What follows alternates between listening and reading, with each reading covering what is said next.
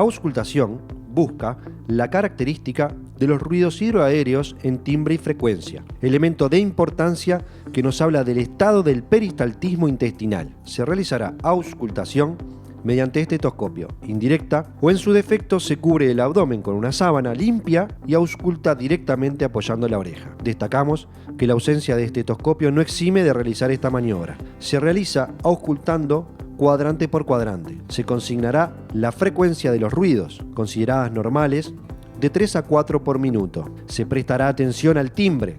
Poder catalogar el timbre normal o patológico y las características de estos ruidos no es sencillo y requiere de mucha experiencia.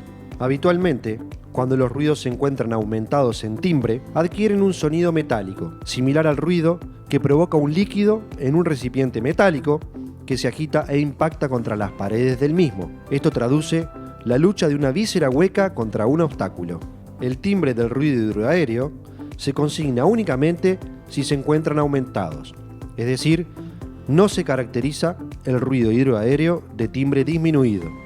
En cambio, la frecuencia puede estar aumentada, disminuida o ausente, de modo que podemos obtener combinaciones de estas: examen normal, ruidos hidroaéreos normales en timbre y frecuencia; examen clínico anormal, ruido hidroaéreo aumentado en frecuencia con timbre normal, característico de trastornos funcionales, generalmente enterocolitis; ruido hidroaéreo aumentado en timbre y frecuencia, característicos de oclusiones intestinales mecánicas. Ruido hidroaéreo disminuido en frecuencia, corresponde con enlentecimiento del tránsito intestinal, generalmente vinculado a trastornos funcionales. Ruidos hidroaéreos ausentes, también denominado silencio abdominal. Es de gran importancia correlacionarlos con los otros datos clínicos del examen físico y anamnesis, ya que puede corresponder desde un trastorno funcional primario, ilio-paralítico, hasta una alteración funcional secundaria a una infección intraperitoneal.